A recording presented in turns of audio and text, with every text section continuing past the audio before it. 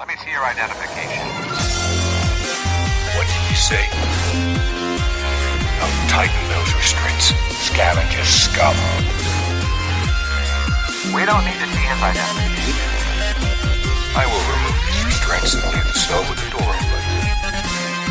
My lord. Don't tell her. Don't tell her. Don't tell her. Don't tell her. Don't tell her. Hello, everyone, and welcome to the Sidebar Cantina, the podcast where we talk about Star Wars, pop culture, the NFL, or whatever the fuck we feel like talking about. I am Mr. Jason Roscom. With me here each and every single week that we do a podcast, my good friend Dave Martin. Hello, Dave. Hello, Jason. How are you? I am. I'm here and I'm ready to go. Yep. I'm sporting my McNabb jersey for tonight's game. Yep. The little Eagles Chargers Yeah, it's gonna be a good game. in LA. So it'll be an away home game since the Chargers can't seem to put anybody in the stands. Yep. All right. So yeah, I would imagine we want to, not go over time. We're gonna finish on time tonight. All right, for sure. So speaking of that, what are we talking about tonight? So we're closing out the Visions, the Yes. Star Wars Visions. Yeah. Thank the maker. Yes, we're closing it out, Yeah. and we're gonna talk through the last three. I think we'll give an overall impression of this season, Yeah. and and then that'll be it. Never to be talked about again. Right. Something that we should talk about though? No, what? Patreon. You should talk about Patreon. All right. Well, if you're enjoying the Sidebar Cantina's content, consider becoming one of our Patreon supporters. For as little as $1 a month, you can support this podcast and help make it possible for us to continue to bring you quality content week after week. We'd like to give a huge shout out to all of our current patrons: Frank Kalevich, Catherine Rennick, Dragon Buddy, Lord Helmet Fire, Nick from Sweet Studios, my wonderful mother-in-law Patricia Goodstein, Don Solsky, Wally Frogmore. You're killing me. Chantal from Pop My Culture, Helen Martin, Sterling Azier, Nicholas Schaefer, Kristen Roscom, Carly Vickers, Ivo G, Shotgun Bark, Frederick Martin, David Schmuck, Scott and Kim from the Use and Abuse podcast, and the Orange and Fett Show. If you'd like to consider becoming a supporter, you can find us at patreon.com/thesidebarcantina. Thank you again to all of our listeners and supporters. You are the reason why we do this. I really need one of those turntables. Oh god, killing me. fucking awesome. Well, you did a good job distracting me. So I can see you're just looking at my finger, Mhm. waiting for it to press. Oh, it's awesome. So we got any sidebar headlines? No sidebar headlines, but I will say, just go into your whatever it is that you're doing right now, and hopefully it's on the YouTube or not or whatever. What am I trying to say? Fucking hit the like button and subscribe if you haven't already. Yeah. Hit that like button, and then hit that bell. That way, when we go live at 5:00, you'll know we went live. All of you who are watching right now, the hundreds that are watching, yeah, all of you, hit the like button. I'm going with that. All right. That's it. So we had some pretty big Star Wars news this week. Dude, I saw that and I got super excited. Yeah. So for people who haven't heard yet, they are releasing the theatrical cut of Star Wars Episode 4, A New Hope. And I think this even is considered just Star Wars before they added A New Hope to it. So, but yeah, they I guess found a copy that they could remaster. So they went back and they totally allegedly are. What if they took like the laser disc or something? Maybe. And, maybe they had a good, because I would imagine the film has got to be kind of rough. Yeah. But maybe Laserdisc would have held up a little bit better. Possible. But yeah, somehow they got a hold of a copy of the theatrical cut of A New Hope, and they're going to put it in theaters in February of 2027. So like I said, I got super excited. Mm-hmm. And then, because I'm like, oh my God, fucking February. And I'm like thinking about like, what plans we can make and everything else, and then I'm like, wait a minute, 2027. Yeah. It's like, all right, everything's moving really fast, but I don't need it to move that fast. I know, right? So, Yeah, so we still got a ways, a little over a year. right. Um, So we got a year to prep. yeah, but they've already picked the date. You know, they've already made the announcement, and this is straight from StarWars.com, by the way. Yeah, because this was, I think, a month or so ago. Mhm. We talked about this as a rumor Yeah. that had come out, and just kind of pushed it off to the side because it wasn't from an official Star Wars source. And the fact that they're doing the theatrical cut for this re-release is pretty special because this is the first time Lucasfilm has done anything with the theatrical cuts Right. of the movies since probably when they made that DVD set back in the early aughts. So it makes me wonder, is this because of Star Wars and its impact as the original film, Mm-hmm. and because it is Star Wars, Yeah. or is this like some fan service, or is it a little bit of both? I think it's a little bit of both. I mean, obviously it's a huge anniversary, 50th anniversary. Right. And there's no denying the impact the original Star Wars had on everything. Right. Like the entire entertainment industry. Right. And toy industry. Sidebar. Yeah. Fucking dude. I want to conduct an experiment. Okay. I get so many targeted fucking ads right Mhm. now for people over 50. Specifically like over 50. Yeah. And it is so fucking annoying Yeah. that for some reason that switch flipped, and like it's not just in like Facebook and Instagram or whatever. Uh-huh. It's anything. Like the shit I'm getting in the mail, like everything. It's all of a sudden it's like, oh, I walked across this threshold now. It's like, oh, now we're getting sent all this old people shit. Mm-hmm. And I'm like, God damn it. Damn it. I don't feel that old.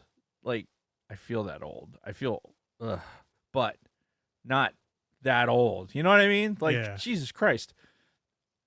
But so much targeted ads. And I'm curious, all right, people in their late 40s, like most of us in this generation, when you change over, like when the ball drops and you change over into that 50th year, who else is getting targeted with these fucking ads? Yeah. You know, or is it just me? I bet it's everybody that turns 50. I hope so. Yeah. Like, especially, I showed you what happened in state New Jersey. They sent me that fucking, Oh, yeah. like, here, you're old now. Fucking go to this website. Yeah. I put that somewhere in here. Well, in just about a year from now, I'll have an answer for you, hopefully. The Division of Aging Services for fucking state of New Jersey. Yeah, we'll see. Yeah. Motherfuckers. Oh, what? Ooh. Forgot this heat was still on. Ah. I'm like, oh, it's getting a little warm in here. Oh, that's why. Is your house on fire, Clark? Anything else on the theatrical release? No, I'm of... super excited. Can't wait. So all the build up for it, and how many times can we see it in a row? Yeah. I'm sure Right? more than one viewing will happen. Like, it'll have to be like, how many we're just going to buy tickets, take a couple days off, and just go and just yeah. take it all in. Yeah, we'll have to mark the date and plan around it. And, Yeah.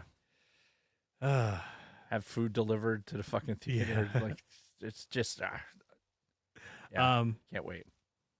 The only other thing I had was, where is it? Oh. Oh, I don't know. I lost it. Oh, yeah. So people might be asking, well, why is it coming out in May of 2027? Because that's when Star Wars came out. Good question, but that's when Starfighter is coming out. So they don't want to steal any of Starfighter's thunder. So they decided to push this up to February. Right. And I'm fine with that. Yeah. I'm fine with doing this early. Mm-hmm.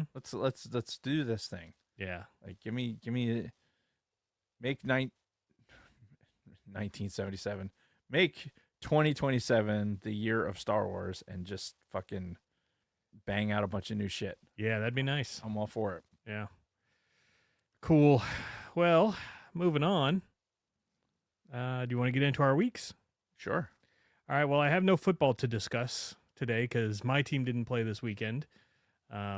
Yours is playing tonight. Yeah.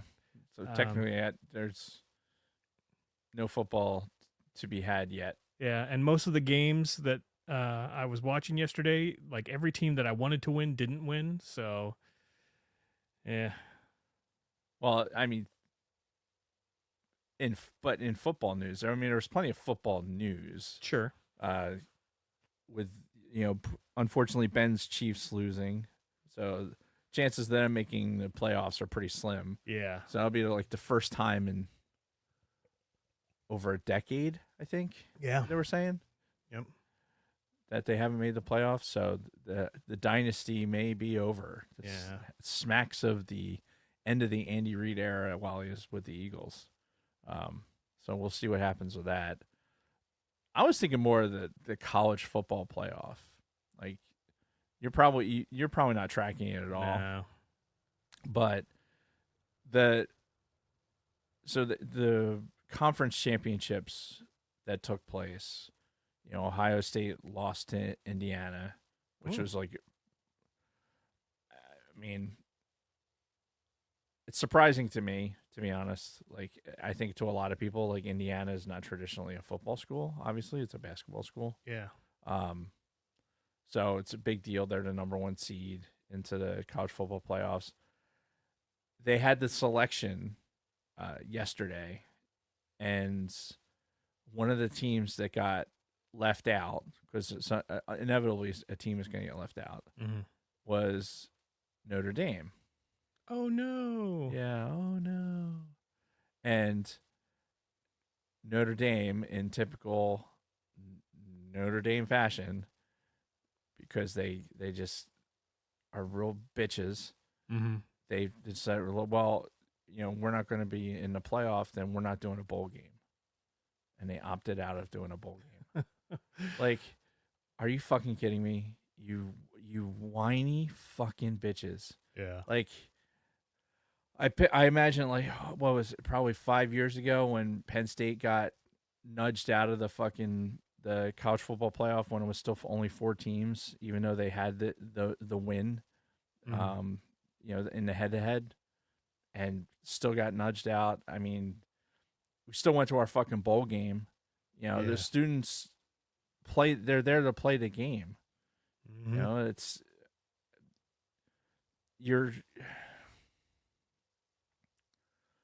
I have problems with Notre Dame and their constant, we are more important than the rest of the colleges, in the conferences and everything else. Like, they want to remain independent and yet still want to have huge television contracts and everything else. Like, Brenzer sent me an article right before we got on the show talking about how Notre Dame is going to be guaranteed a slot if they're in the top 12. It was negotiated into the next year's college football playoff. Like, why does Notre Dame get that? Why can't a team like Boise State get that? What makes Notre fucking Dame so good and so relevant that it has to be there? Because they're independent? Because they don't play for a fucking conference championship? They play less games. Yeah. Arguably, like, they get more control over their schedule. So I just, this crybaby bullshit of fucking we're not playing. Like, give me a fucking break, dude. Yeah. It's just, do I think the college football playoff is flawed in its selection process? Absolutely. I think the way the conferences are, and the college football is a mess as far as where teams are playing and all that other stuff. But at some point when they're being ranked, they have to be able to say, okay, these are the 12 best teams in the country. Yeah. And right now, with automatic bids and everything else, it's tough to do. Tulane's going to be in the college football playoff. James Madison is in the college football playoffs. I don't even know where that is. Virginia. That would make sense. Virginia, I think. Yeah. Yeah. Let me ask you something. Are they paying the players in college now? So they're not just specifically paying the players, but the players can get money for their name, image, and likeness. That's the whole NIL thing. Okay.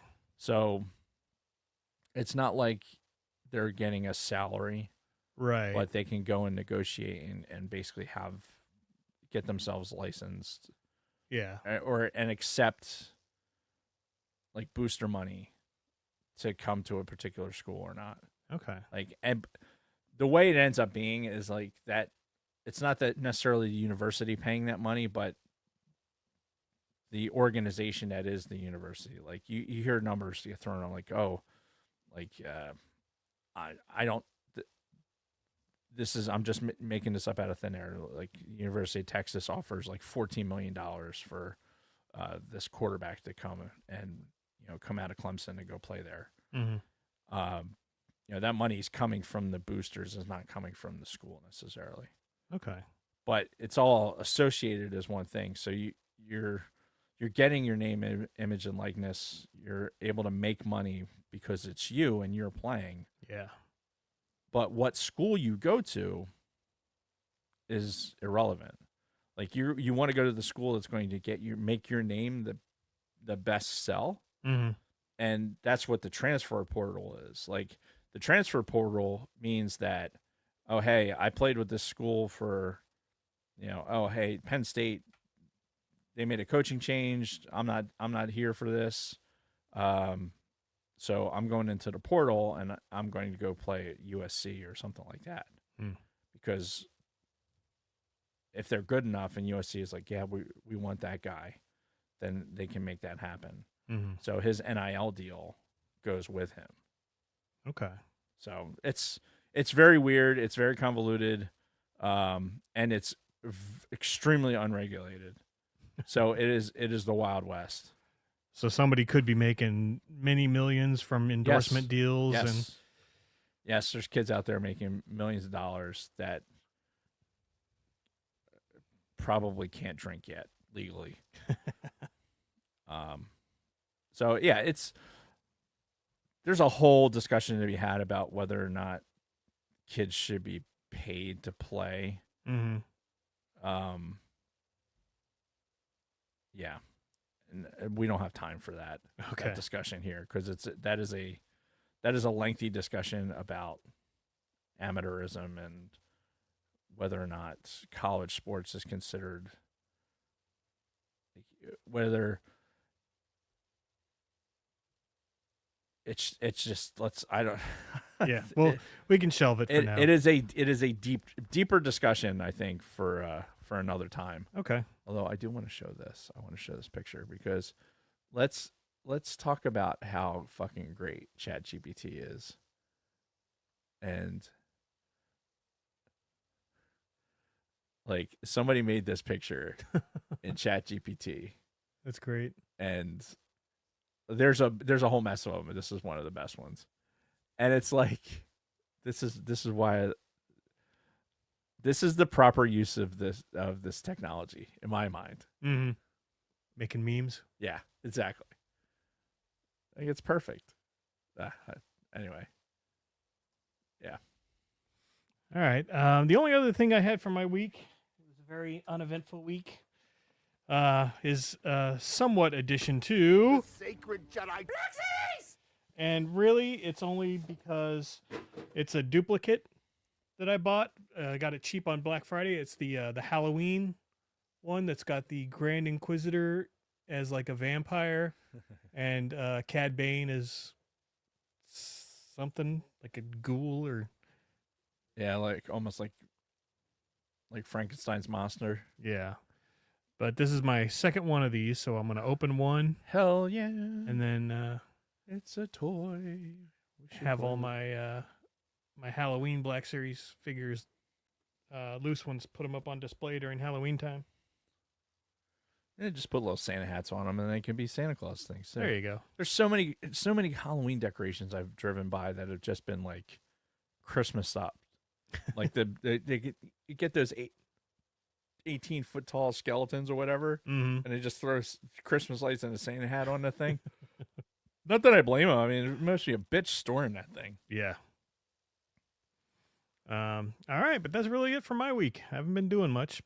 Been playing a lot of Balatro, but Okay. that's about it. Fucking speaking of Balatro, so I've been doing the methodology that you had described with using the tarot cards to like delete, get rid of the lower cards and Mhm. adding more of the higher cards. Yeah. And I haven't found the sweet spot yet. Like I've gone really far and gotten like really good numbers, but ran into a situation like with the boss blind where it was like I'm fucked. Was it all face cards are debuffed? Because that one screws me over a lot. Yeah, that one or the face down one. Oh, Because it's you can play games with like sorting, like okay, I'm going to sort it and then I'm going to rank them and then I can get a general idea of what these are. yeah. But it's kind of a crapshoot. And when you need like 20,000, for the number, you Mhm. need all those face cards, and you need all those face cards to hit big, Yeah. and to get your multipliers. And so, I'm still figuring it out. I have not made a run yet with the Jason method, Okay. but you will know when I do. All right. Anyway, that's it for me. What about you? So something that came up yesterday that I thought was interesting. There's another one.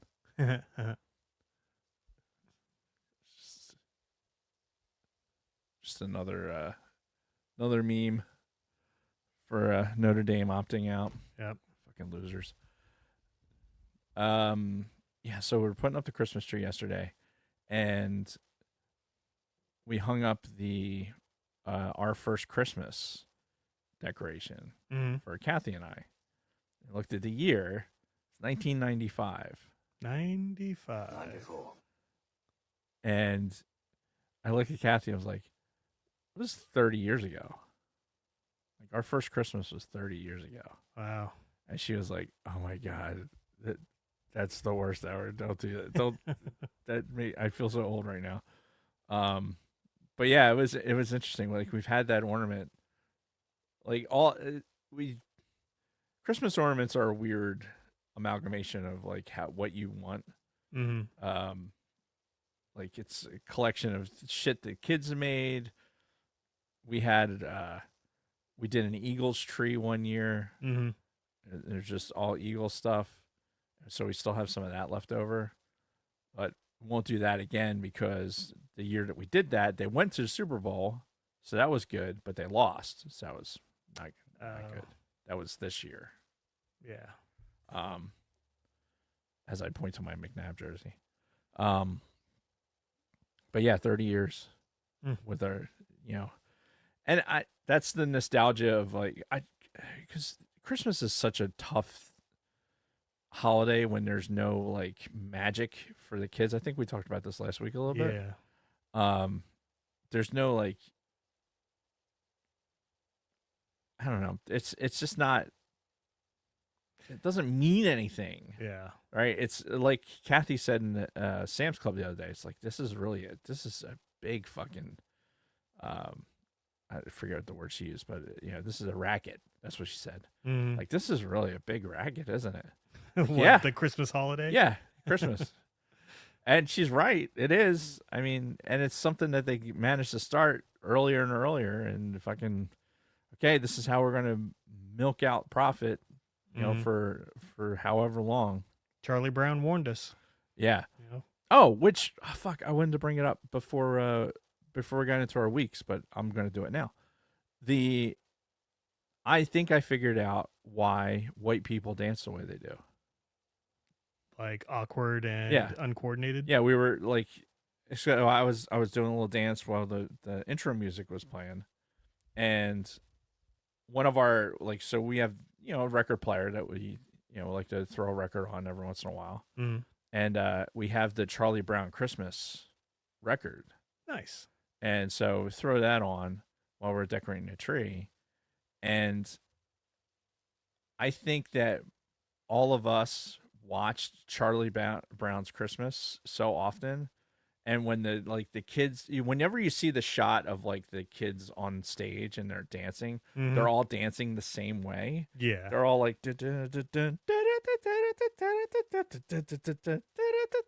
right. I'm like, wait, that's how we dance. It might be that it's their fault. Right. It's fucking their fault. But oh man, what a good album. It's a two disc LP. It has what the hell was on it? Because it was only a half-hour show. Oh, all kinds of cuts of the music. Huh. Yeah, it's really good. It is. It's actually really good. The second disc has cuts of studio cuts of some of the stuff, which was really cool. Okay. Yeah, really, it's just a good album. 10 out of 10 recommend. And then we put on the Jason Kelsey Eagles album from 2 years ago. So listen to Jordan Mailata actually sing like a singer would, and then after that, shortly followed by one of the Eagles doing some country music. Ugh. Yeah. So anyway, yeah, 30 years worth of random Christmas ornaments. It's crazy. That's more than half your life. Yeah. Crazy. Yeah. So I was in Walmart, which is pretty rare for me to be in the store. I forget what I was getting. I was in there for specific things, but I have a specific route that I'll take, right? Because I don't like going into the stores, Right. So when I do have to go into a store, I'm like, okay, I'm gonna do. Here's the routing, because I still want to. I want to sniff out the clearance aisle in the Walmart, right? You find stuff like the Black Series figures and things like that. Sure. And plus, all the Christmas toys are out. I was like, all right, I'll cruise up, buy all that, and then, go and get Tide. I think I was in there for Tide. Yeah, Tide, and something else. So one of the things that, as I was kind of perusing, there was a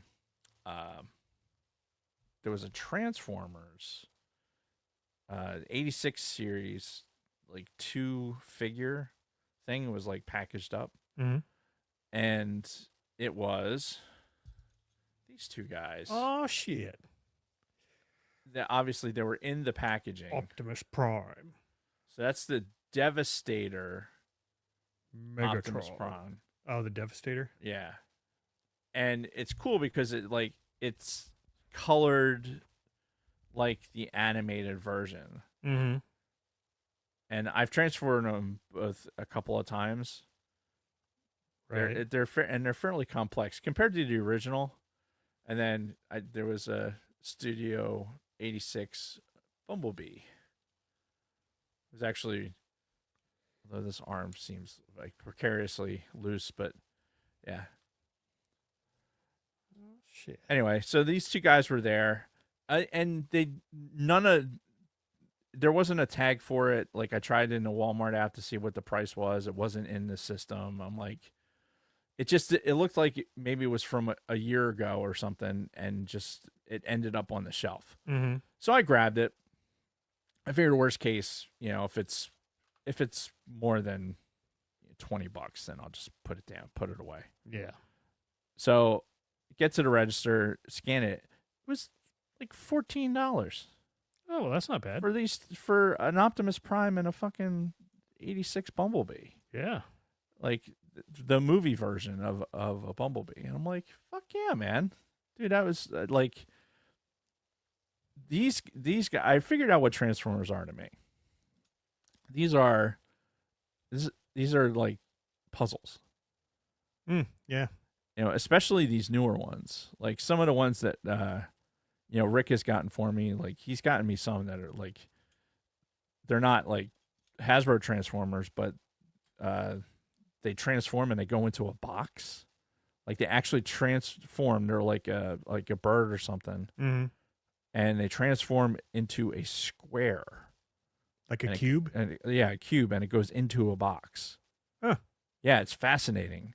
It's a tough transform. Like it is a tough puzzle to figure out. Yeah. But that was like with these. I was like, okay, I'm gonna crack the box open. They were like this, So I had to like, and then I was like, get them to one state. And then, and then got them, transformed them back.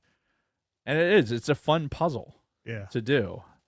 And I kind of like having them around because it's like, I need the dexterity exercise sometimes for ones that are more complicated.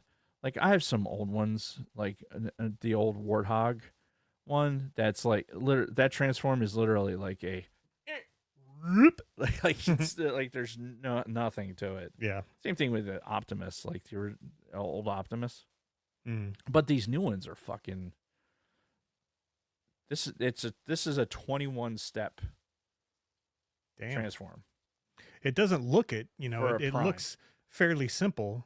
Right, but all the like how the gear stows or the wheels, not necessarily the landing gear. Like how these deploy, like there's all these little movements that they got built into it. Very fucking cool. Yeah. For fucking less than $15. Hell yeah. Get me some puzzles. Yeah. The other thing, again, reverting back to my fucking, child like state after I've been inundated with 50 over 50 fucking ads. Star Wars Renegade, or no? So when did this come up? Did you bring it up to me? Yeah, I brought it up to you last week. It just came out last week, I think. Right, December 2nd, I think, is when it came out. Yeah. So Destiny 2 came out with a new storyline that it's not Star Wars, but it's Star Wars like. Okay. It's Star Wars flavored. I'll put it that way, and it's very interesting how they've flavored it. It's without getting it and giving it too much of it away, because I don't know. I know that in our listener base there's a lot of Call of Duty players. I know there was some guys who were playing Fortnite for a hot minute. But Destiny is the campaigns are a little bit longer. So it can be challenging. So I know some people get annoyed with shit like that. I mean, most of the time I'm that person. Like I don't feel like solving a puzzle right now.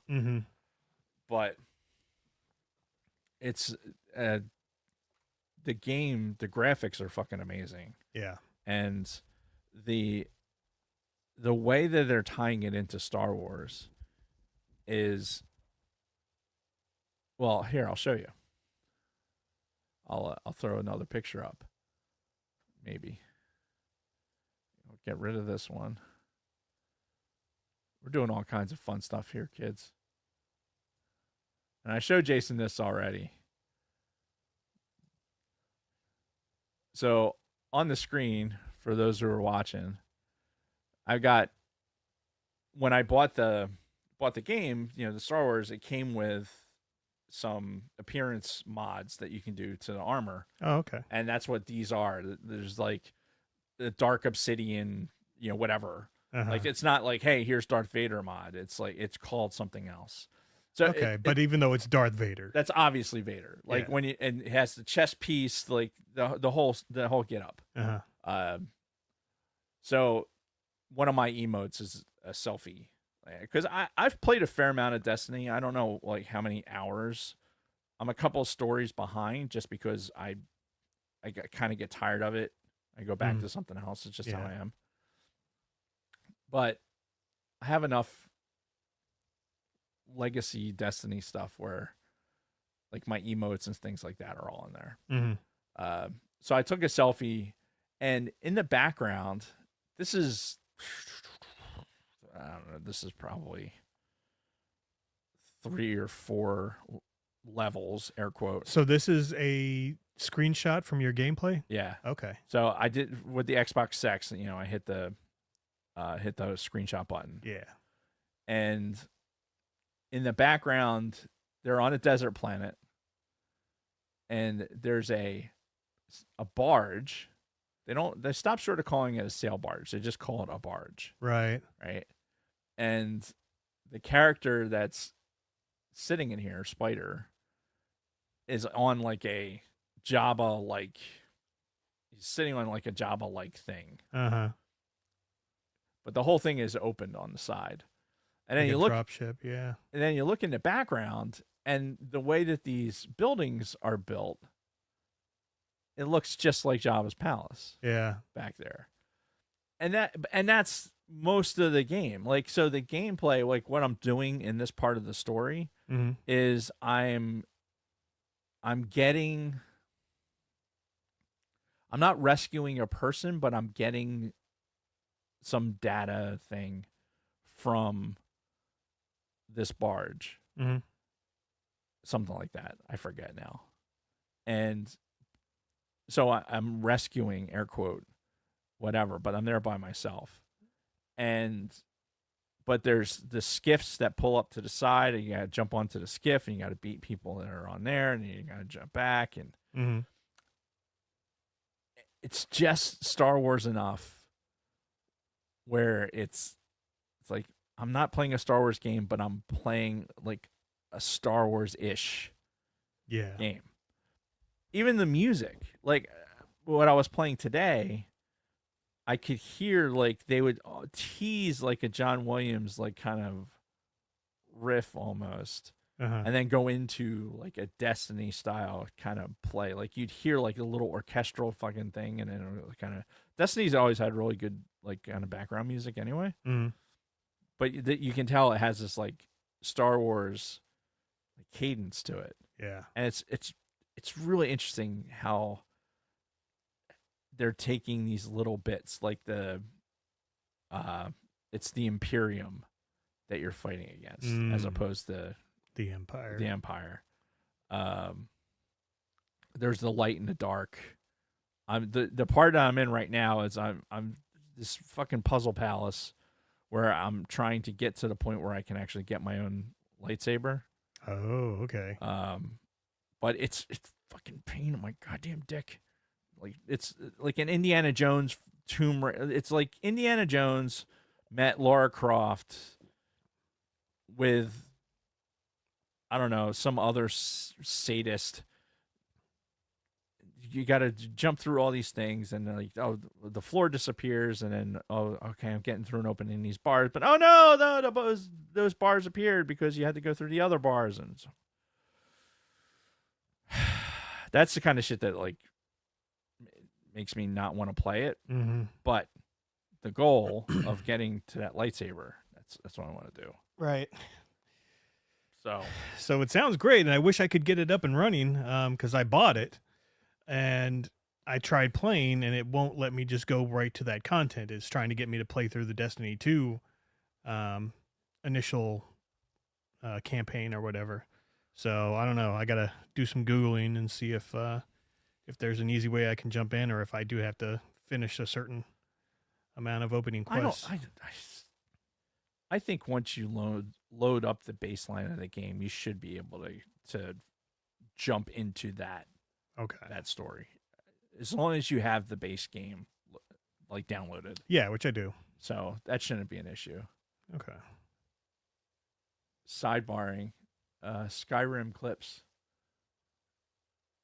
Just asking in the chat, favorite Jedi and Sith. Okay. Mine are Anakin and Darth Malgus. So Anakin as Jedi. Yeah. Anakin. That's an interesting take. Yeah. I think I'd have to be a little vanilla with my answer, but favorite Jedi is probably Luke. Favorite Sith, probably Bane. Darth Bane. Yeah. Bane for sure. Excuse me.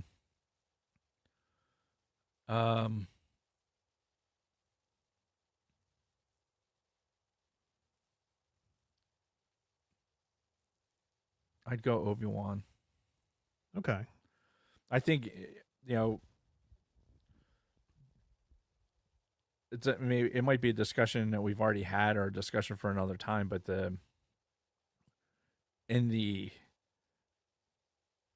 aggregate of as how powerful Jedi are, like I think Obi-Wan was probably one of the most powerful Jedi. Like go through Clone Wars and his abilities as a Jedi, I think, were as good as Anakin's. Yeah. Well, and he was able to take down Anakin. Yeah, and he had that ability, and he had the ability to control it. Yeah. Like this idea, and it's something we're going to talk about when we get into Visions, because it's a theme of a couple of these, where you have this. You have to push the darkness out completely, and you can only embrace the light side. Yeah, which is a fallacy. It failed the Jedi in fucking 2 trilogies. Yeah, because you can't live like that. You have to have balance, and balance is the answer to everything. Yeah. And I think Obi-Wan, when you look at him like as a character, like through Clone Wars and everything else, like how he suffered and then how he fought, I think he had the most balance out of anybody. So it's a good point. That's what I'm going with. All right. Thanks. Thank you, Skyrims. Last, we mentioned already, Eagles football tonight. They better fucking win. I'm exhausted from their shitty play. And it's going to sound like it did on that Thursday night game if they come out and lay an egg, because it's an away home game. Yeah. I mean, a ton of Eagles fans, and if they suck, the crowd's going to let them hear it. Like, it's just, yeah. And they'll have earned it. Now, does that mean go and egg the fucking offensive coordinator's house? No. Assholes. No. It's not. Like, even back in the day, like in the 80s when things were bad, I don't remember ever hearing about somebody's house getting egged. No. Well, I think it was knowing where somebody lived was a lot harder because we didn't have access to all this information. I certainly didn't have fucking Google satellite view of an entire neighborhood and be like, oh, here's this biggest house. That's got to be somebody. Yeah. Yeah. Don't do shit like that. That's dumb. That's just dumb. That's not an Eagles fan. That's not a representative of the Eagles fandom. We'll do shit. If you're going to throw eggs, do it while they're on the field. Yeah. Right? That's when, like, if you want to really show your displeasure and you want to throw stuff, you should throw it while they're on the field. Were the Eagles the ones that threw the batteries? No, that was the Phillies. Okay. Yeah. At JD Drew. Gotcha. I was at that game. You were? I was. Oh, no shit. Yeah. Wow. Yep. A story for another time. Yeah. Fuck that guy. Yeah, story for another time. I may or may not have thrown things, Oh, jeez. scheduling magnets, other things. Snowballs, definitely. Right. Like Eagles games. I remember I was at a scab game. Remember the strike back in the, when was that? It was 80 something. I think that was just before I started watching football. Really? Yeah. Yeah, I remember we were at one of those games, and we fucking, it turned into how much snow can we get from where we are onto the field. Yeah. And that's what it turned into. Hmm. Yeah, but see, that we did it on the field. We didn't go to somebody's house and egg their house. That's bullshit. Save it for the fucking field. Anyway, All right. So is that your week? that's it. That's my week. All right. Do you need a break or anything before we get into divisions? I'm good. All right. Well, let me bust out my handy dandy notes. Thank God. Thank God you took notes. I watched these one time through, and went, man, oh man, I'm glad we're talking about these today. Mm-hmm. Then that's it. Saying that, spoiler free, out of these three, Mm-hmm.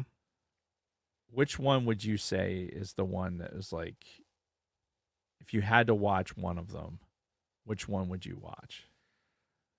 Probably the second one, the Bird of Paradise, Really? where the chick is basically dying and Right. she's going through all these experiences before she dies. Whiny bitch. She was very whiny. I Yeah. think I made notes of that too. All right. Yeah, I'd have to go with the third one. I'd go with Black. Well, we need to talk about that because that Yeah. that was something. That was something. Yeah. We'll get there. Yeah. All right. But let's start off with the smuggler. And it starts off on the planet Zenerita. Right. And we get a flashback to the royal family, how they ruled over this planet until the Empire came. And they arrested most of the family, except for the prince. The prince got away. But yeah, the Empire pretty much controls the planet now. Right. So we meet Story that was the same for so many other planets. Yeah. I did like when they showed they're doing this exposition, but they showed the Senate chamber, like they showed the king Mhm. standing there in the Senate chamber. Yeah. I thought that was kind of cool. Yeah. Like, it's because we've had a couple of these where it's like, okay, where are we watching something from Star Wars? And then, okay, we're telling a Star Wars story. Here's Star Wars. Yeah. Okay, now I can put myself in somewhere in this timeline. Mm-hmm.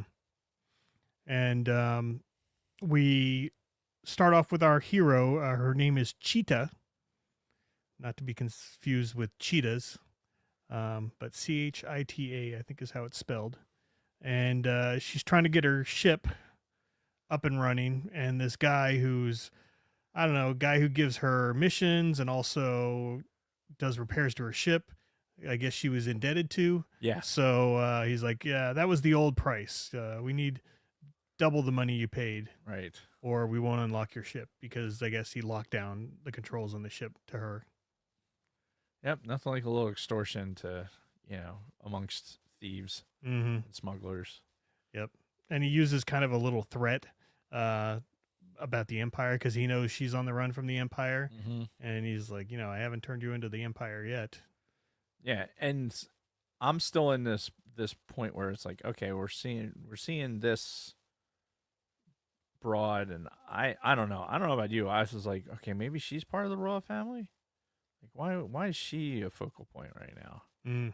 So I'm like, okay, Well, she's the smuggler. right. What is she smuggling? People, apparently. Right. Yeah. Spoiler alert. We'll find that out here in a minute. Yeah. It was at this point I noticed that they were making those dumb anime faces. Mm-hmm. Especially our girl Cheetah. She makes just weird, like, "Argh!" Yeah, anime faces. That's part of the animation. Yeah. Like the rest of the animation I thought was fine. I thought the space was pretty good. The scenes with the Mhm. space combat, but overall it was just okay. Animation. Yeah, it was fine. Nothing like spectacular. What I did like though is as the ship was approaching the bow of the Star Destroyer Mm-hmm. and just made it into light speed Yeah, at the bow. yeah. I and thought that was a cool beam of effect. light going Yeah. up. Yeah. Thought that was pretty neat. Yep. So she's met by this old lady, and she basically wants to hire her for a job, and she offers to, pay off how much she owes to the ship, and then like 10,000 credits more. Right. So obviously, something's up. But Yeah. She's gonna kill her and steal her kidneys at this point. yeah. Yeah, come on, take us to your ship. We won't steal it, I promise. Yeah. Now, this old lady, Glennu, I think is how they pronounced it. You're a Glennu. Glennu, is voiced by Judith Light from Who's the Boss fame. Huh. Angela? Hey, Angela.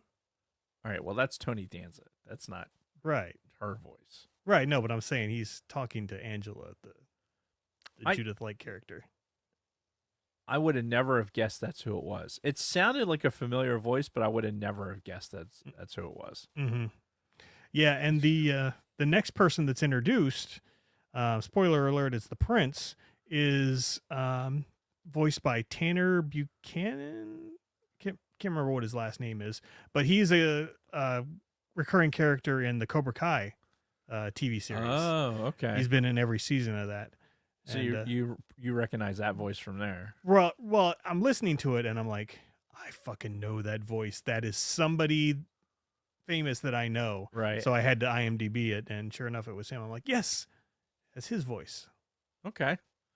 Yeah, I didn't recognize his voice at all, but her voice was just tingling a little bell in the back. Mm-hmm. Hey, that's familiar. Cool. I wonder how much money she made doing that. Probably more than she's made since Who's the Boss ended. I wonder, like seriously, I wonder how much money there is in voice work. It's a good question. I'd love for that to be my primary job. Yeah. If it paid as much as I'm making now, that would be spectacular.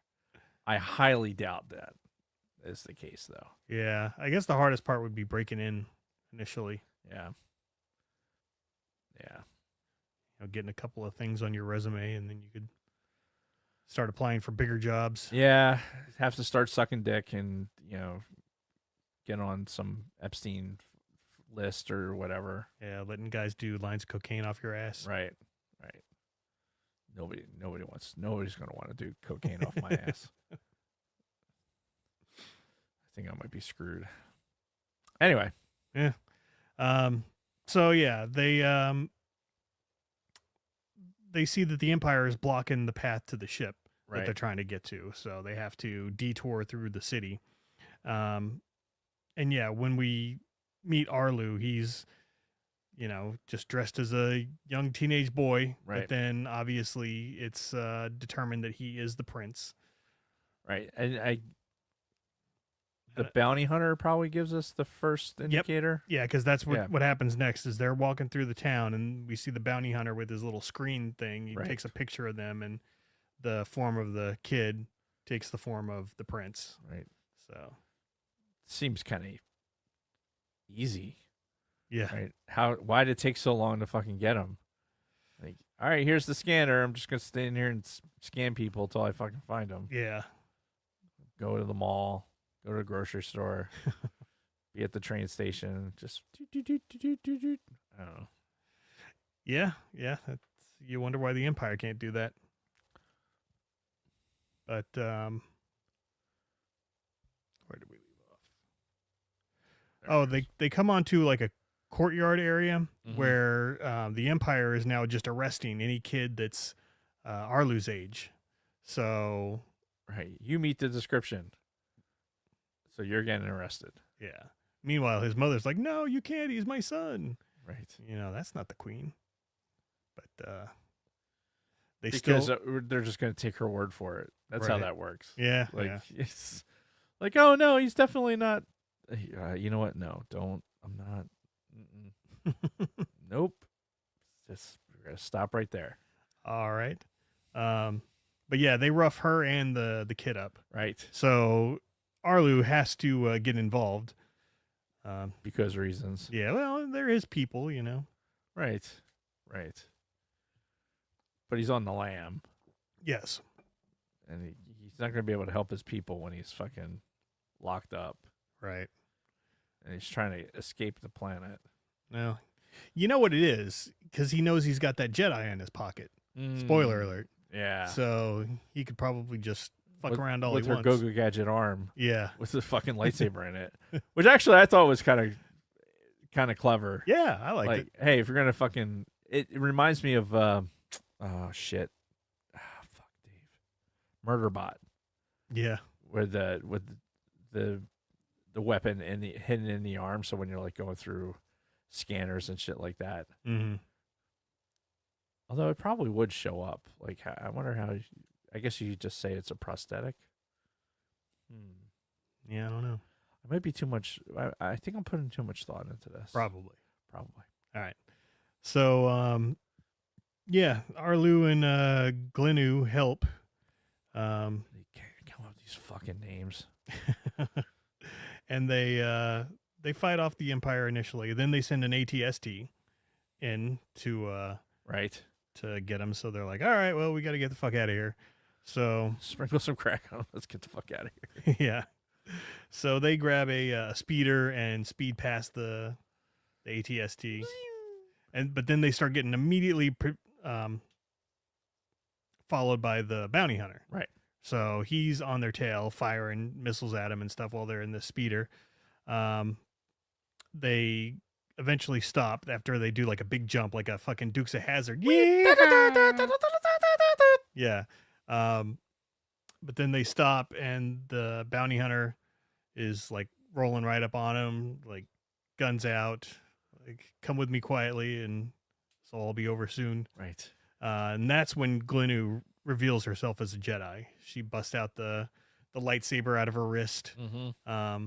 I wonder if they did that almost as a like original toy nod. Oh, because the would make lightsaber sense. Yeah, 'cause- comes out of the. Oh shit! I never took this picture down. Whoops. Whoopsie. Yeah, like having the lightsaber come out of the thing with the little tab. Yeah, the original Star Wars figures. Yeah. Huh. I just thought of that. Yeah, maybe that was. And if they didn't, then I'll give you the credit for it anyway. Yeah. This is when they get into the ship, and this is where I wrote good space animation.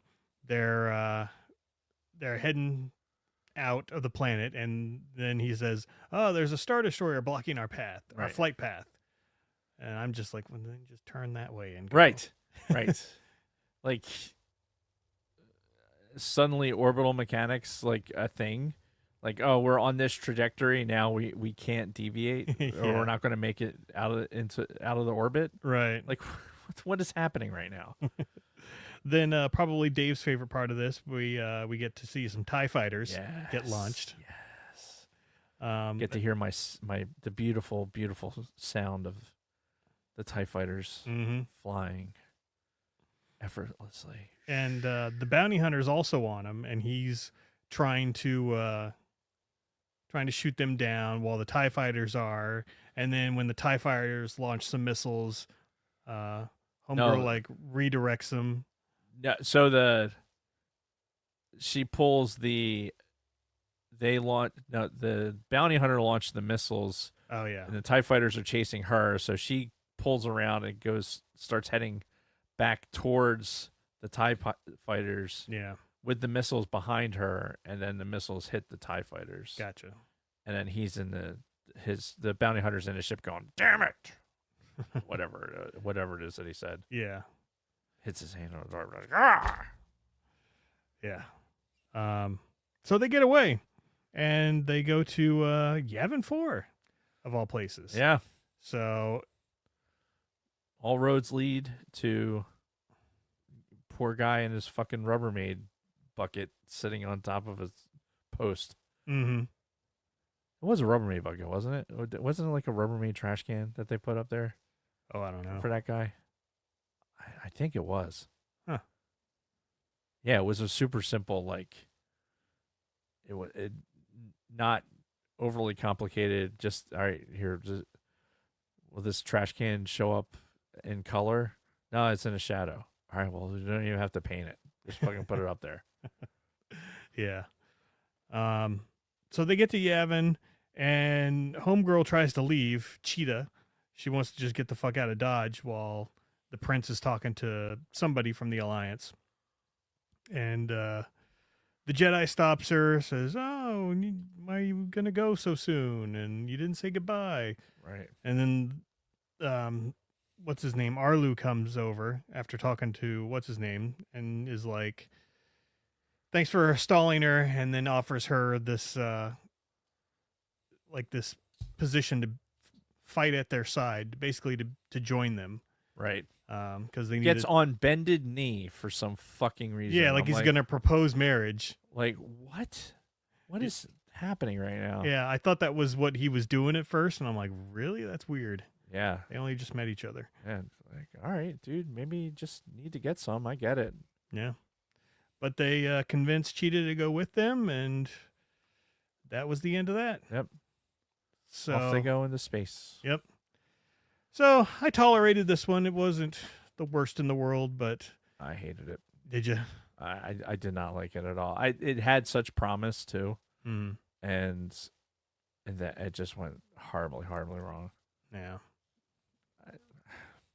I wish I had better. I wish I had a better answer for like why it was. I'll tell you, it was after. It was after the fucking the Greedo co-pilot dude. ran Oh off. yeah, we didn't talk about that. Yeah, and the prince is like, "Oh, I know how to fly this thing. You know, the rebel cruisers or whatever." Yeah.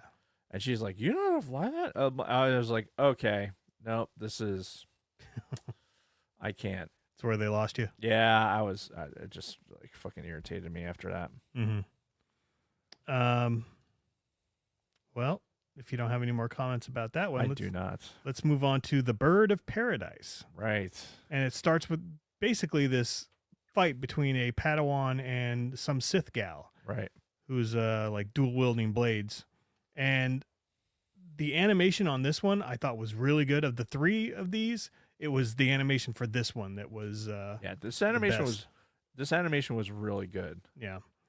And Nakime is the girl's name. As she's fighting the Sith, her master shows up and is scolding her mid combat about, being hasty and, showing traits of the dark side. Right. And she's a mouthy broad. Yeah. Like talking back to the fucking teacher, like it's a little foreshadowing for how she is, but it's one of the reasons I don't like this. Yeah. This one is, well, we'll get it. Just let's keep going. Yep. And then she eventually gets cut down. She jumps in the air and apparently mistimed her jump or whatever, because the Sith lady jumped up and just. Yeah. But all you see is just like the slices real quick and then just darkness.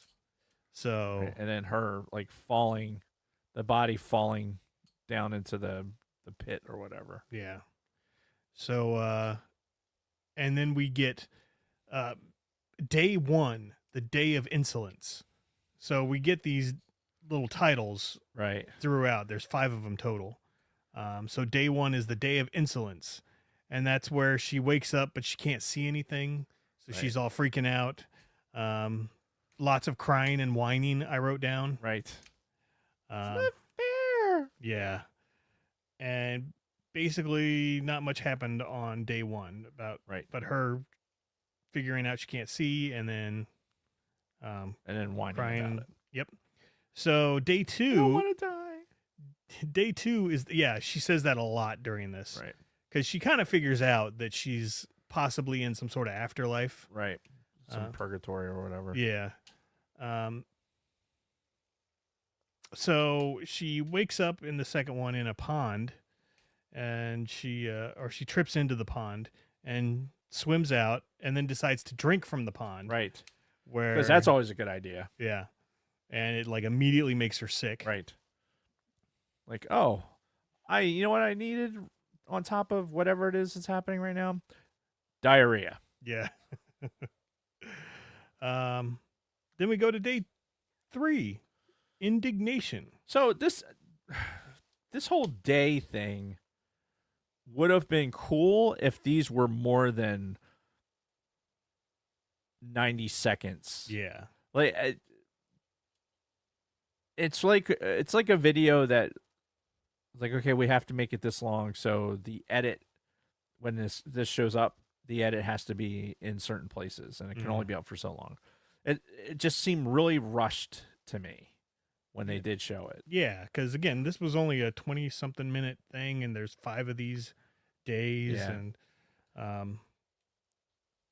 and you know, the episode is already in a ways when we get to day 1. Yeah.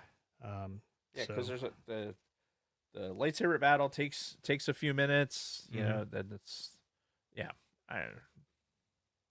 So we move on to day 3, indignation, and there's even more whining, and that's when she said, "It's not fair. It's not fair." Right.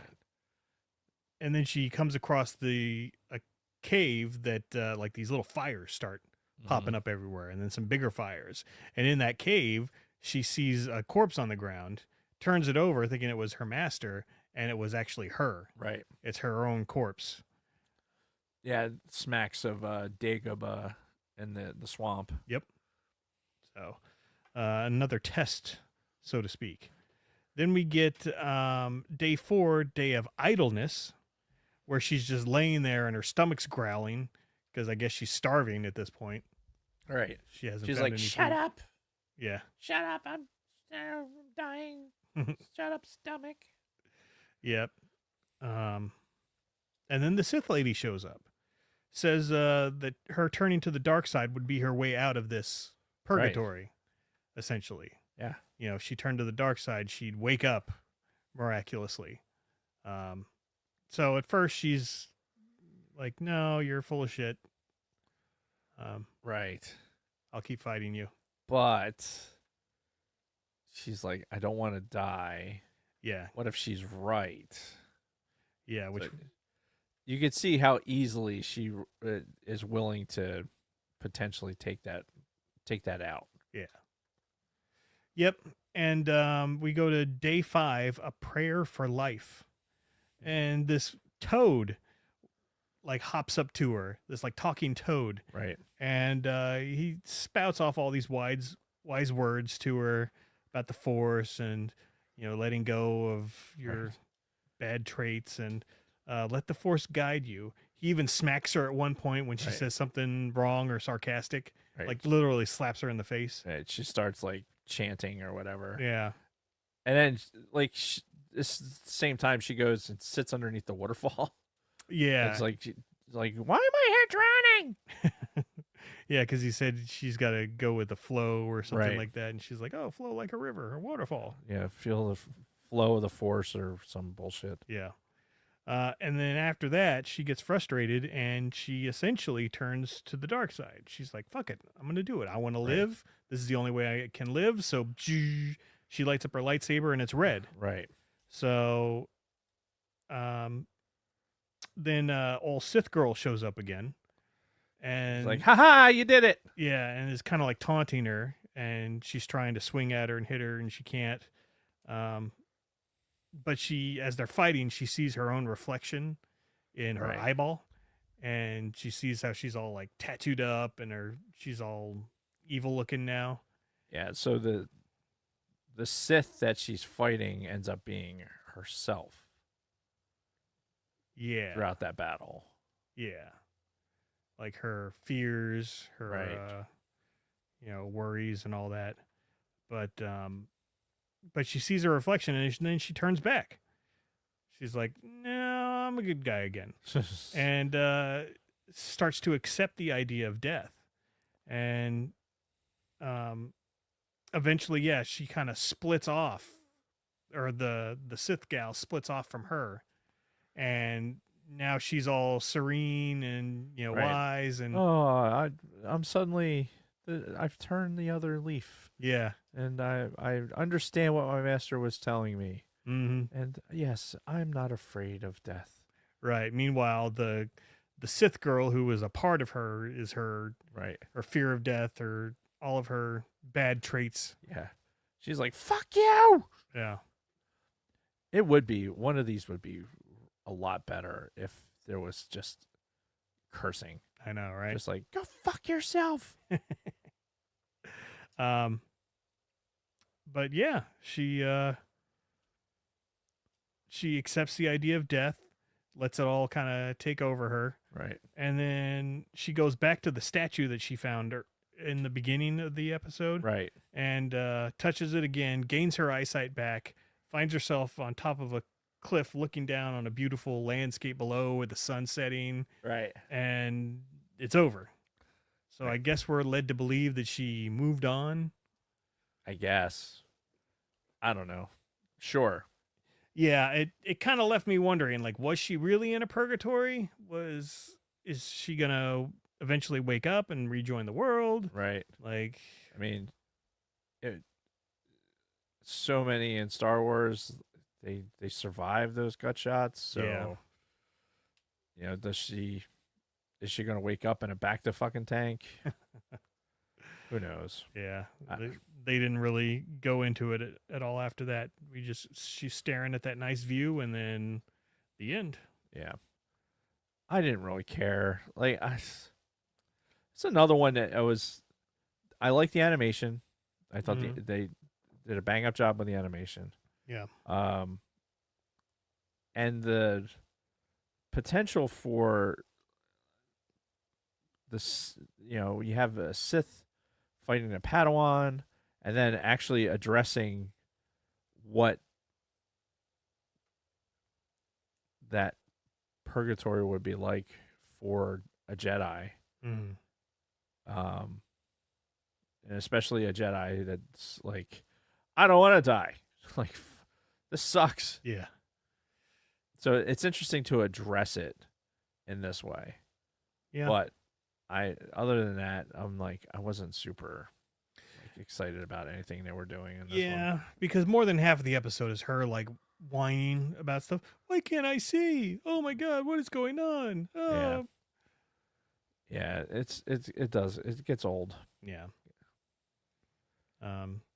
Yeah, I'm with you. I love the animation. The rest of the story was just okay. Yeah. So. Yeah, very ho hum. Yep. Unfortunately. Yeah, good concept, but poor execution. All right. We ready to move on to Black? Yes. Yes, I am. The last thing I wrote was, what the fuck did I just watch? Yeah. Because this is some fucking fever dream. Fever dream is the word I came up with also. Yeah, or fucking somebody tripping on mushrooms. So what do you think was happening? I think essentially this is the destruction of DS2, because that's where we start. Right. And as it's blowing up, this stormtrooper starts having like flashbacks and stuff. And I think that's kind of what it is. It's like him right before he dies. Mm-hmm. And he's got all this shit going through his head. Right, because he's on DS2. Yeah. And he's part, like, it's exploding around him. Mm-hmm. And it ends with him basically sucking space in with no environment. Yeah. And dying that way. Now, the red and the green bit was like confusing. The missing arm part I was trying to make sense of. Yeah. Because it Oh, I tried to make sense of a lot of things in this. Yeah. But out of these, though, I was like, you have, again, this is this idea of a stormtrooper having this, you see your life before your eyes type thing, Yeah. and addressing that particular type of issue, in a Star Wars thing is fascinating anyway. Mm-hmm. The idea, like, hey, this is a stormtrooper that is on the Death Star. The Death Star is exploding. Like, you see that they don't show the Falcon, but they have the X-Wings going down into the core and blowing up the core. And, like, all these things are happening. And the flashback goes even so far as, like, laying in a field of flowers with this girl. And, like, it really... It was...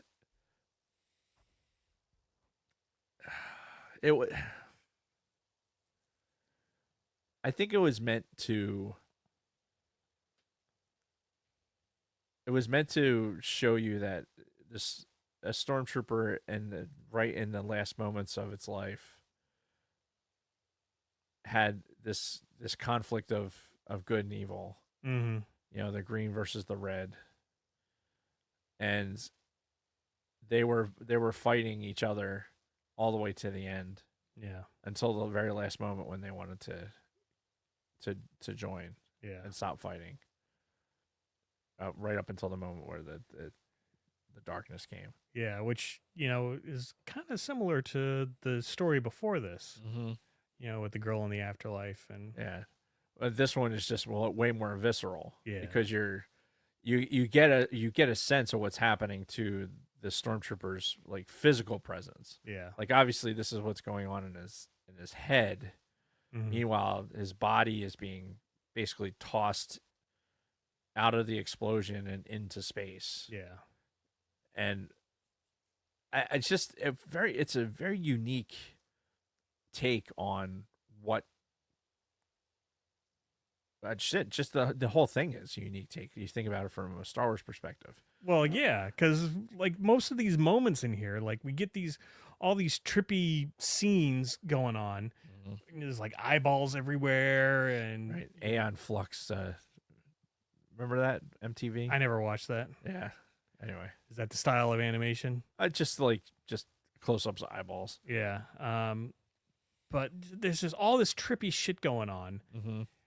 Set to fucking jazz music. Yeah, the music kind of threw me a little bit because it's like a light jazz playing as all this fucking crazy, like, psychedelic fucking just weird visions this guy's having and are going on in the background. It's light jazz. Like elevator music almost. Yeah, exactly. And I'm like, what the fuck are they thinking? Only thing I can think is that they needed something to fill that space.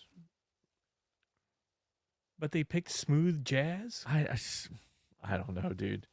I mean, there is kind of jazz in Star Wars, right? Don't we have Max Rebo? Suppose kind of jazz. Yeah, this is very, very jazzy jazz, though. This is like, I don't know. I'm trying to make it make sense, and it's not happening. But I legit this watching it. I'm like, this is the stuff of survival school nightmares, but then really thinking about it, it's like this is. Those last milliseconds of life, life flashing before his eyes, and so as I'm saying this out loud, right, there's studies that have been done with things that you would potentially see in those last moments, chemicals, the DMT type things that as you're your brain is releasing all these chemicals so that when you die, you're not like in agony. Mm-hmm. And it is like a trip, right? That's why the people that go and do the ayahuasca and the DMT things talk about. So potentially this could be that scenario where it's like his brain is it's shooting out all the DMT into his cerebellum so that these last milliseconds, of what for us is 15 minutes or whatever it was. Mm-hmm. And it's going to look disjointed. It's going to look fucking weird. Yeah. Because it's a lifetime of conflict and the conflict and a life basically that a life it was cut short. Yeah. Yeah. It's way deeper. Like, so this one is way deeper than it needs to be. Honest. Yeah. Like, it's not necessarily bad. Of the three, I think this one actually, I appreciate it more because it has the stones to do something so radically different. Like, yeah, the one before it kind of addressed something similar, but it did it in a way that is like, here's lightsabers and here's it had a very traditional, like, this is how this is done type thing. That's not the right words, but whereas with this last one, it was, this is what this dude's brain is doing in its last moments of life before he gets ejected into the fucking vacuum of space. Yeah. And breathes his last, after fighting on the Death Star. Mm-hmm. So that's fascinating to even conceptualize in the Star Wars universe. Yeah. So real quick, I'm going to go down my notes. DS2 destruction, eyeballs, fighting against a red one-armed trooper who's also missing his arm. Then I wrote jazz music. Really? Yeah. Now he's in a field with a woman singing next to him. Then we get TIE fighters, more jazz music. Right. Them fighting each other in TIE fighters. Yep. Which is weird for a stormtrooper, but okay. Mm-hmm. And then they add some foreign language singing. Like, it's a gal singing a song, but I think it's in another language. Because I couldn't make it out. More jazz. Fighting against the one-armed red trooper again. 70s synth music. Yeah, so at one point they added some like 70s synthesizers in there. Like, here we go. It's just going to be disco. Yeah. Then, we get to the end where they take each other's hands. But then he wakes up on land in the snow, like they had crashed their TIE fighters on like a snow moon or something. Right. Endor. And that's the end? Question mark? Maybe it's a statement about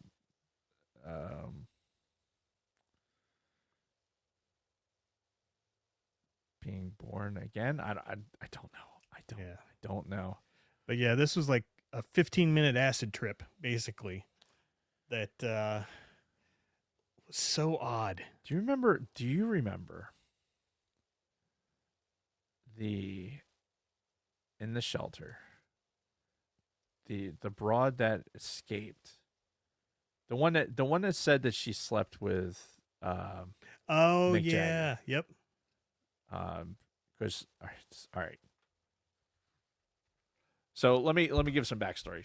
So there was this woman who's in the shelter with us, and this is for Hurricane Sandy, by the way. For Hurricane Sandy. And if you listen to the show for more than 5 seconds, you know exactly what we're talking about. And so this, she you could tell she was a little off. Mm-hmm. And then there was a medication issue, and not to get into any of that, but she wasn't taking her medication properly. Mm. And suddenly she had escaped. Now, it wasn't confinement. Like, we weren't confining anybody. But she was definitely not, like, she shouldn't have been unsupervised, and then she took off without any means. Like, she went into the woods and disappeared into the woods. Were you still there for that when this happened? It was towards the end, No, I wouldn't. but it was know that. before the snow. I think it was right before the snow, actually. Anyway,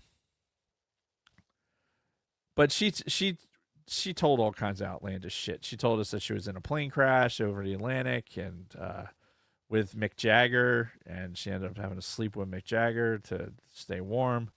Yeah, just out there. But she had a musician friend that she palled along with. Remember that guy? Yeah. And they talking to that guy at one point. He said, "Oh yeah, she has like a video that she did, and it's like this. It's a YouTube video. Mm-hmm. It's out there, and you want to talk about the strangest fucking trip? Mm-hmm. It's that video. Like that. What we just talked about with this Star Wars trip Yeah. makes so much more sense than what this video was." Right. I don't think it's appropriate. It's appropriate to show. Can we show it? It's public domain, right? I mean, Yeah. Do you have it saved somewhere? I have it saved in my YouTube because I mean, obviously it's part of the book, and so I need it as a reference point.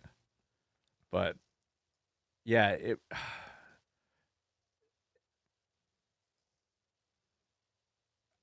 I'll find the video, and then you'll be able to make this comparison on your own. All right.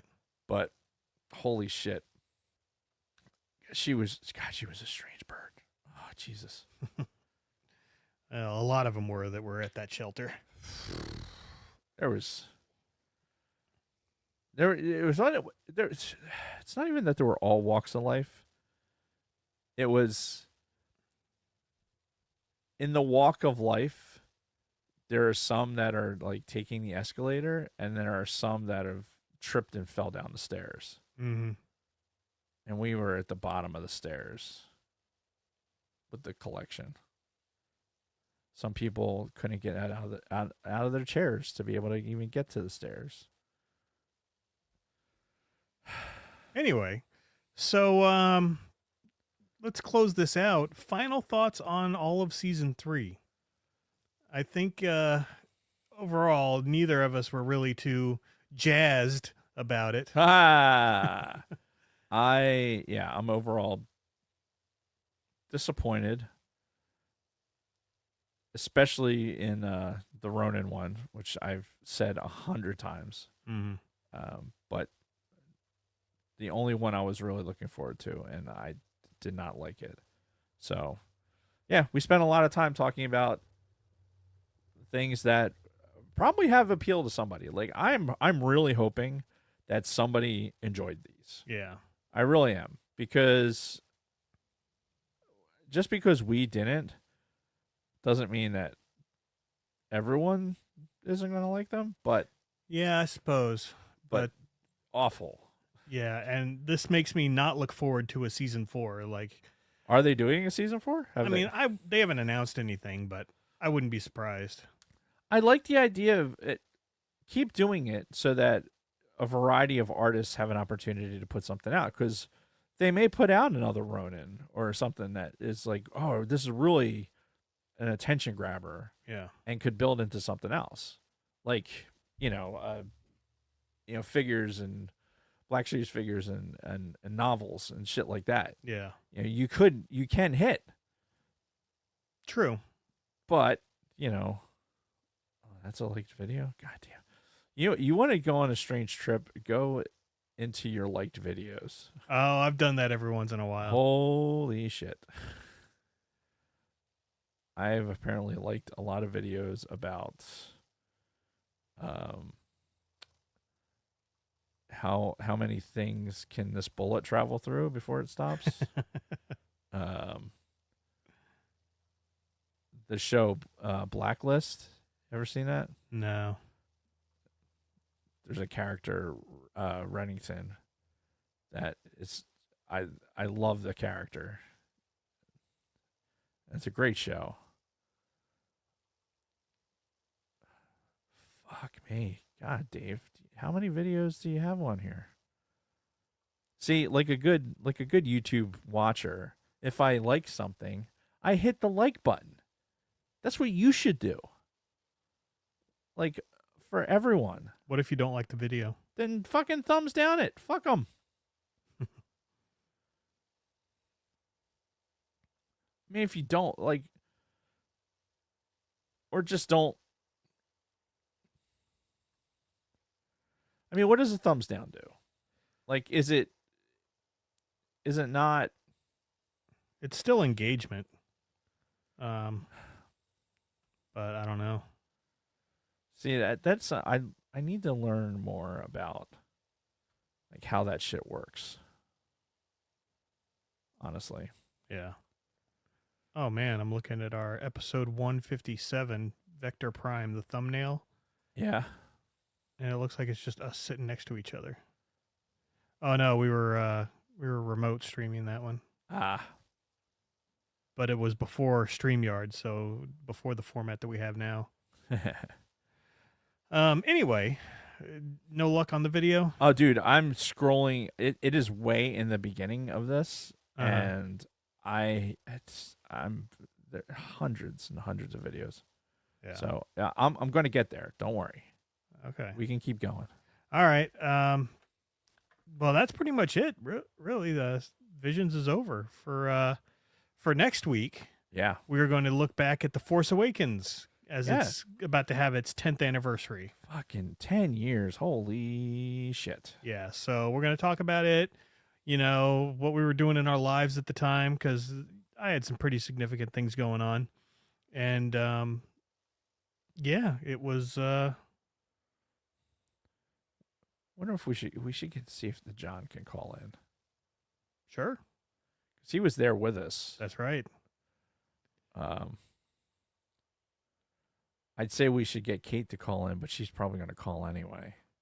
'Cause that's what she does. Yeah. Because Kate was there. So, when we saw it, it was the three of us.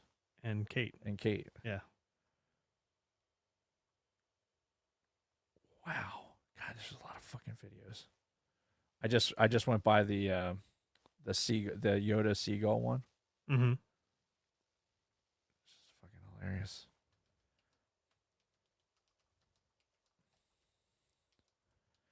Anyway, to get back to the show, we're doing Force Awakens next week. I'm sure we'll have a lot to talk about.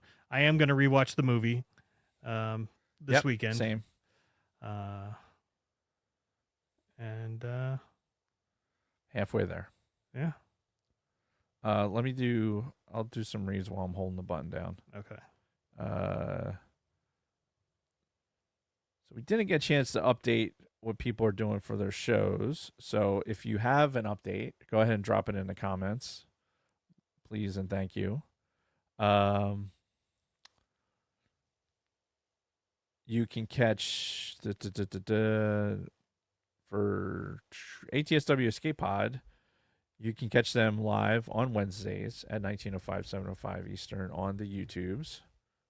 So go and see them there. Grave Reviews, they go live on Thursday at 20:00, 8 p.m. on the YouTubes. That is Eastern time, by the way, the best time. Yes.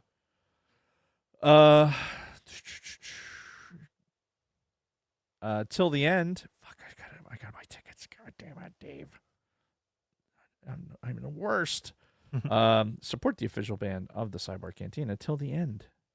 Tickets are now available. Don't be Dave and fucking buy them right now. Tickets are now available.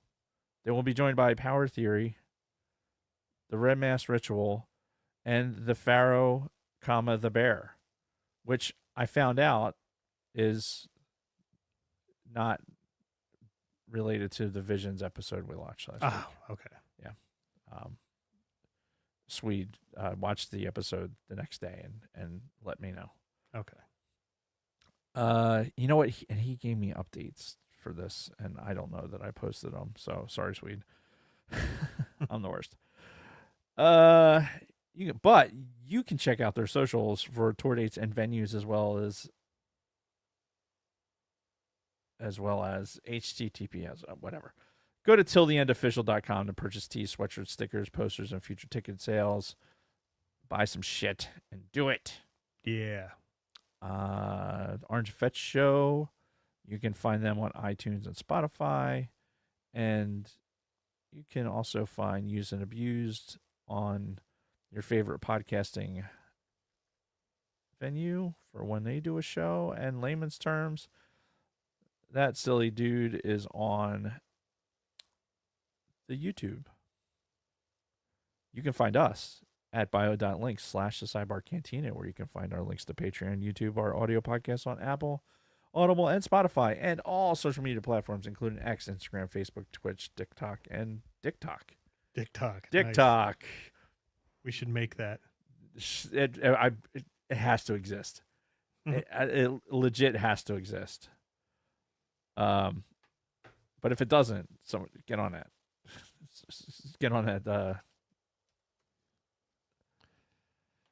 Dick Talk, a YouTube video. Dick Talk is a song by Skioffi. Obviously, hugely popular. Yeah. So yeah, Dick Talk is the name of a song. Apparently, it's a parody of TikTok from what's her name, Kesha. TikTok and Discord. Once you get to the bio link, simply click the symbols under our pick. Go to your platform of choice. You can also find our past Spotify mixtape playlists. Yeah. Also in our bio link is a TeePublic merch shop. Choose from 7 designs on everything from t-shirts and hoodies, tote bags, phone cases, exclusive stickers, pin wall arts, magnets, notebooks, laptop cases, pillows, just about everything you can imagine. Nothing says love and like an adjacent chick on a pillow. I don't know if you can buy something now and have it in time for Christmas, but go ahead, try it. Yeah. Because reasons. And let us know. Please leave us a review. And if you're listening to us on audio, please consider joining us in the live chat on Mondays to remind me that I didn't post the fucking audio, which last week I posted the audio fucking right away. Yeah. Like a fucking boss. Let's hope I can keep that going. Yeah. However, you can hang out in the chat when you're live with us. The chat is most definitely where it's at.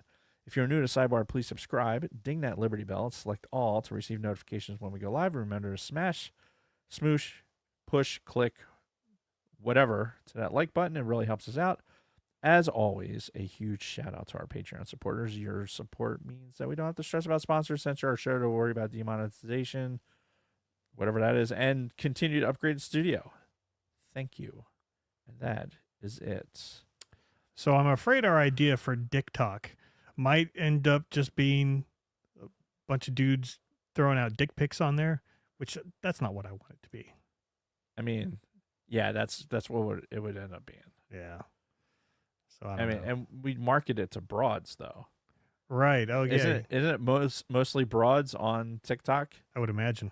So if we get broads that have like their fingers slip from the T onto the D. Yeah.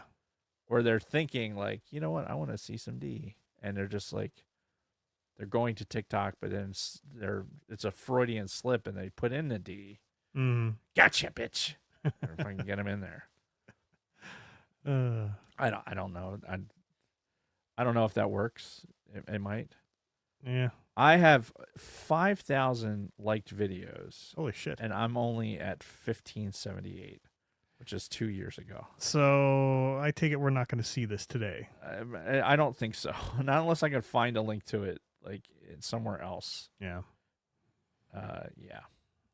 It's kind of, it's a little bit buried, but it's there. Yeah. I know I have it because I watched it within the past year. I just happened to come.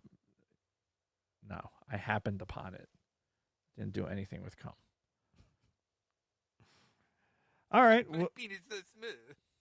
Well, if you don't have anything else, I think I'm out of things to talk about, and we could probably just close up early.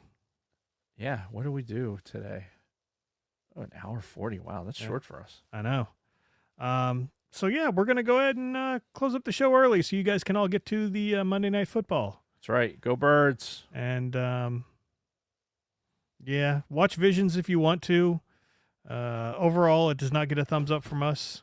No. But you make your own decision and let us know. Let us know what you think about it. I just found the name. Oh. Where is it? There it is. Oh, you spelled it wrong, you dummy. I found the name of the video Okay. in my notes for the book. Nice. So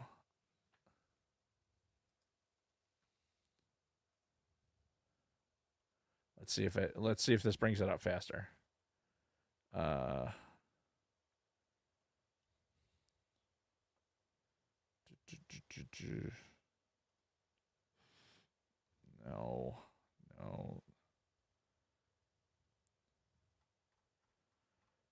I put in the exact.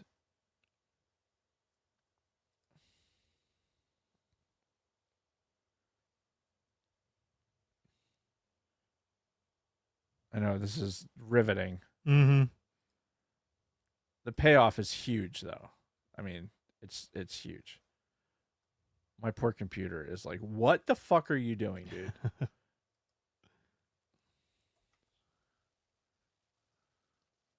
War, peace. Nancy Golden. Whoops. Searching. Yes! I got it. All right. All right. It's 3 minutes and 14 seconds. I'm going to have to, I guess, send it to you so you can put it up. Yeah, because I don't think they're going to hear it from yours. Which, by the way, the like making the audio, like all those things that you're like, oh no, you're probably not going to hear this. Mm-hmm. Oh yeah, we hear all of it. Really? Yeah. Hmm. Oh Jesus Christ! I'm going to drop this on our notes.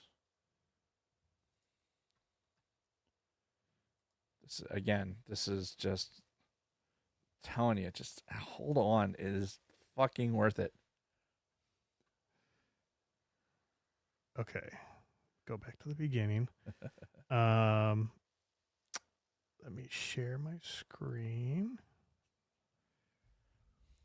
So to bring it back to Star Wars Visions, this is the equivalent of what Black was.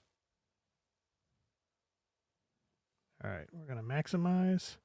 And I guess I'm just going to hit play. This thing's 4 minutes long. I don't know if we want to play the whole thing. You don't have to play the whole thing. You'll get the gist of it after 20, 30 seconds.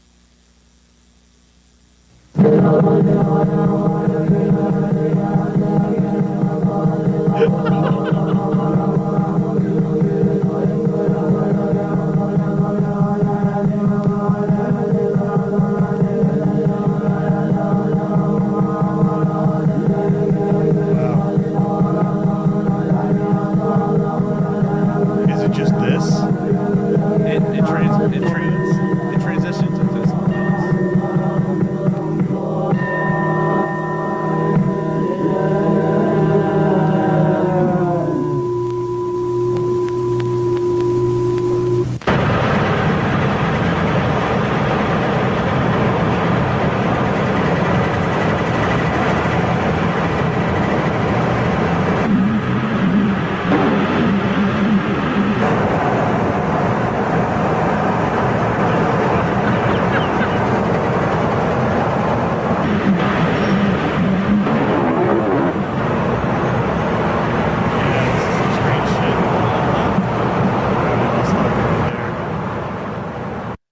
Yeah.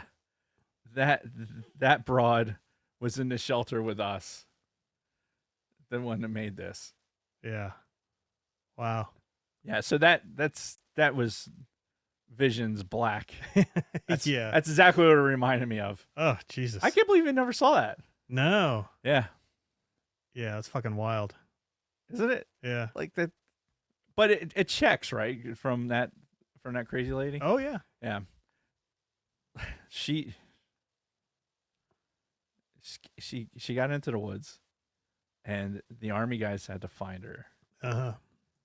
And they found her, like a good ways away, almost like kind of close to 95, 195 rather, and brought her back. And she would collect like pine cones and shit like that even before throughout the week, and she'd hide them in her cot, and she would some would disappear, she'd like yell at people that they were stealing her stuff. Oh my God. And she came back and she had like branches and shit in her hair, like she looked like she was in the tree. Yeah. Like, and she was up the tree. The army guy said she was up the tree. Wow. Yeah. It was it is impressive. It's just this tiny snapshot of what the shelter, what being in a hurricane shelter, what we were surrounded by. Yeah. Watch 36 seconds of that video. That was it. Yeah. Now go unclog some fucking toilets and and go have to march up a fucking hill to get a cell signal. Yep. Oh, such a weird experience. Anyway. All right, but that's it for the show. I've already said thank you. Well, no, I haven't. Thank you to all of our audio listeners and our viewers on YouTube. Until next time, Dave and everybody else, may the force be with you. May the force be with you. Oh, that was awful. It's like, here, hang on.